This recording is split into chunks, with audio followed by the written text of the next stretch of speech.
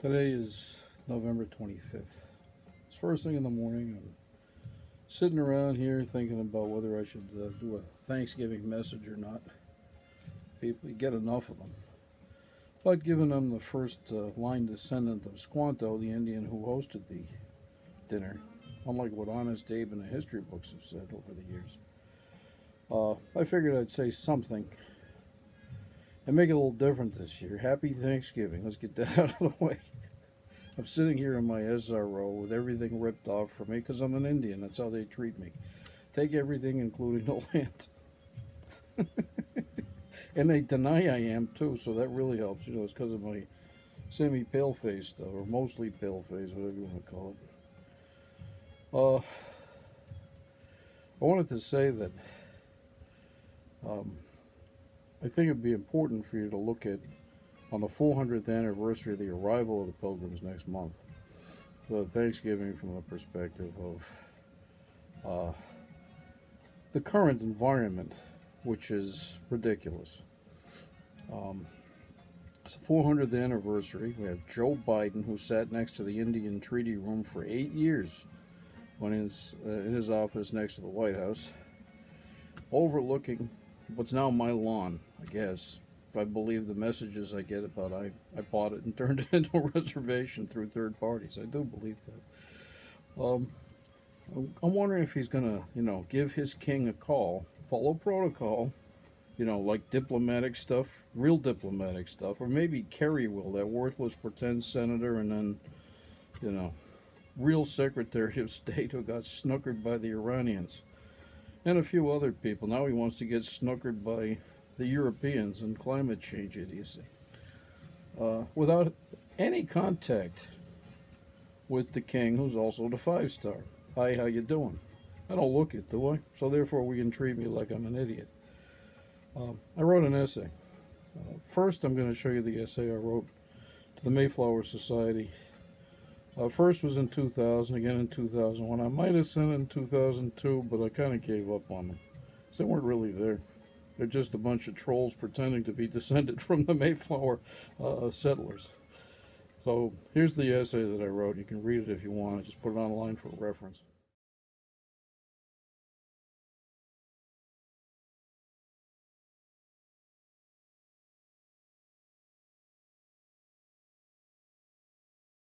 Note that 19 years ago I referred to myself as Commander-in-Chief and nobody ever came to knock on my door and say, you can't do that. I take that as being a confirmation, actually.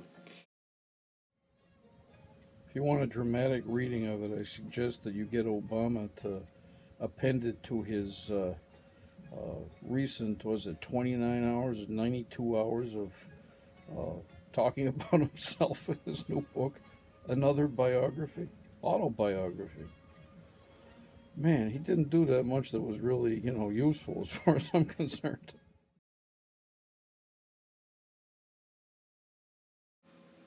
Here, this is my authenticity photo. Here I am in front of what's called Massasoit. No point arguing. Massasoit didn't look like that, but who remembers, right? And that's the view from where I was standing. That's Plymouth Rock in the way of Plymouth Harbor. It's a beautiful harbor.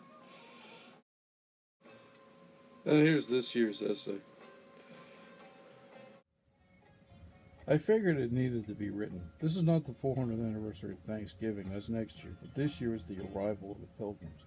And actually, as I was writing things yesterday, I realized that next year is the 500th anniversary of the arrival of Cortez to conquer all of Mexico with 300 or 400 guys, a couple of horses, gunpowder that didn't work, and matches that couldn't be struck because they were wet. What do you think really happened? I don't know. It's never really been filled in. I look forward to finding out. What got me going yesterday is I ran into another one of those online essays about what really happened on that first Thanksgiving and why it means things to Native Americans. I was born in Boston. The fact that my line goes back to Squanto and Montezuma, is irrelevant to the Native American nomenclature, which I find to be ridiculous given basically anyone who was born here, if they were born, and maybe even those who were hatched here, are Native Americans. Anyway, here's the beginning of the essay. I'll leave it online. You can read it at will, skip past it, whatever you want to do. The point is, at the end of this 8 pages, I begin the part where I critique the worthless article that I read about really helpful people who want to get the Thanksgiving story right.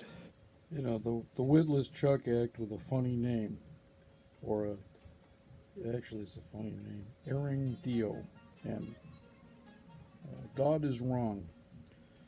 She wrote the article. I'm sure she's a real person with real feelings and all that stuff. But if you're going to tell the Thanksgiving story as a reporter and consult a historian on the Wampanoag and not take a look at the primary document of my letter to the Mayflower Society, straightening out some of this stuff 20 years ago, 19 years ago, maybe 18, I don't remember, then obviously, you know, the red alert sirens going and we got agenda conflict anomalies we get to mine as psychosociologists.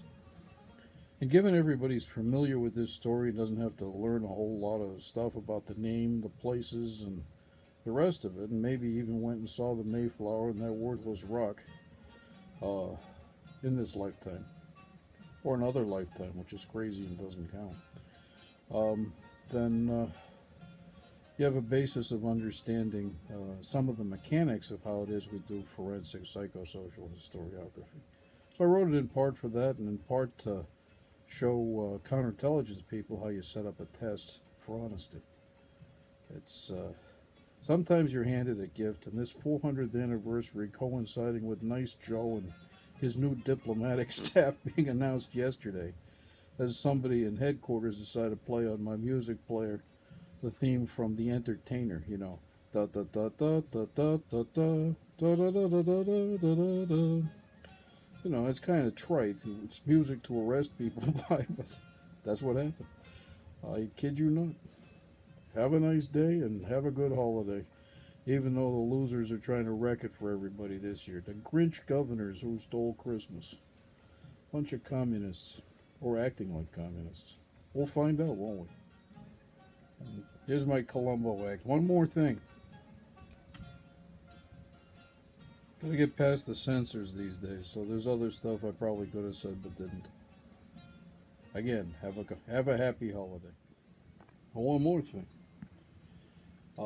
It could be a lot better. You could be treated like I'm treated. You get to live in your element of watching people pretend that what you know doesn't matter. And usually there are reasons they do it. We get to study them.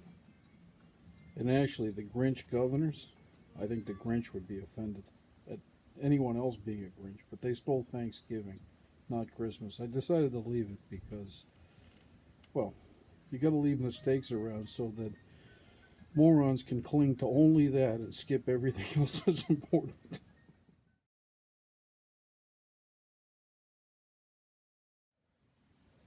I'm almost 61 years old. Be that in 5 weeks. Just got back from the store, shopping on Thanksgiving Eve. Get my mussed hair. Still drying out. Wow. Brain dead. Everything. All robotic. Past the church where I learned the 10 Commandments. You know, thou shalt not steal, thou shalt not bear false witness in front of 2 empty apartment buildings. Must have been 10 or 15 apartment buildings visible that were. I think between them all, they might have had 5 lights on, no TVs. It's pretty grim. And they're all shopping because inside where you can't see that and it doesn't matter, oh, it's Penny Lane with all the stop and drop, the trotters, the speeders. We got names for all the different acts they do. And they put a giant pile of garlic knots on top of whatever treasure was sitting inside in the discount rack for the pastries. So we got some cookies. It's really pretty grim. And they don't back off because they're actually not human. They don't act human. And I even got 3 Quincy cops standing in front of the Royal A-Hold headquarters building, which is the Stop and Shop headquarters building. Again, all nose, never gun. These are, I think, more corrupt than any cops I've ever seen. And I've seen a lot in my day because I'm a magnet for them. They get attracted to ripping off the Indian, and Thanksgiving's a great day to do it, isn't it? The stories I could tell, let somebody else tell it.